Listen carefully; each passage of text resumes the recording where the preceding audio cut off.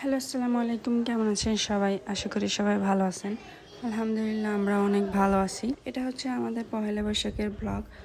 সময়ের অভাবে আসলে ওইভাবে এডিট করে হয়ে ওঠে না এখন। আর একটু সময় পেলাম, তাই ভাবলাম ভিডিওটা তাহলে এডিট করেই ফেলি, আজকে ভয়েসটা দিয়ে দিই। তো আমরা আজকে কাপল চলে গেছিলাম, আমার ননদ আর আমি, সাথে ছিল আমাদের জামাই আর আমাদের বেবিগুলা। তো ফাইনালি এই যে আমরা মেলাতে পৌঁছে গেছি। এটা ছিল জহুরে। এখানে একটা মজার কাহিনী ঘটে গেছে। ইমন ভাইয়া ইনায়েতের জন্য নিয়েছে বেলুনটা, একই বেলুন আরেকটা ছিল না, যার কারণে সাহিলের জন্য নিতে পারে নাই। এখন তো দুই ভাইয়ের মধ্যে ভেজাল লেগে গেছে। তো যাই হোক, ইমন ভাইয়া আবার সাহিলকে নিয়ে যাচ্ছিল, দেখে বাবা আসো খুঁজে দেখি আমরা আর পাই কিনা, এটা বলে ওকে নিয়ে গেছে আর কি। এই যে আমি ননদকে বললাম, আপু আসেন, আপনাকে আমি সোলো নিয়ে দিই। বাট এত পরিমাণে মানুষ ছিল, যার কারণে আমরা ওইভাবে ভিডিও নিতে পারতেছিলাম না। আমাদের মেলা বলে কথা, মানুষ তো হবেই।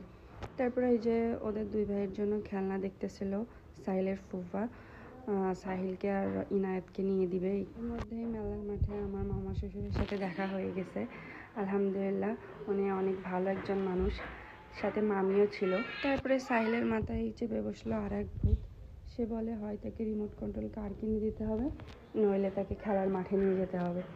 তো বাচ্চা সব সময় সব কিছু চাইলে তো ওইভাবে দেওয়া যায় না আসলে। তো আমরা তাকে খেলার মাঠে নিয়ে যাচ্ছিলাম, আবার সেখানে যে সে সুন্দর মতো আবার মাঠের মধ্যে খেলাধুলা করতেছে। সে আসলে এই ধরনের অ্যাক্টিভিটিগুলো করতে বেশি পছন্দ করে, তার অনেক ফেভারিট একটা কাজ। এক এক বাচ্চার এক এক ধরনের ইচ্ছা থাকে। তো সাহিলের বেশিরভাগ সময় সে অ্যাক্টিভিটি করতে পছন্দ করে, লাফালাফি, ছোটাছুটি। এরই মধ্যে যে ইনায়েত বাবা এসে হাজির, দুই ভাইয়ের জন্য দুইটা জুস নিয়ে আসছে। তো সে সাহিল ভাইয়াকে দিচ্ছে, বলতেছে ভাইয়া একটা তোমার একটা আমার। ইনশাআল্লাহ ওদের দুই ভাইয়ের একটা খুব ভালো দিক আছে, দুই ভাই যখনই একসাথে থাকে একজন কিছু নিলে আরেকজনের জন্য সে অবশ্যই নেবে। ইনায়েত বা সাহিল দুই ভাই মাশাআল্লাহ অনেক ভালো।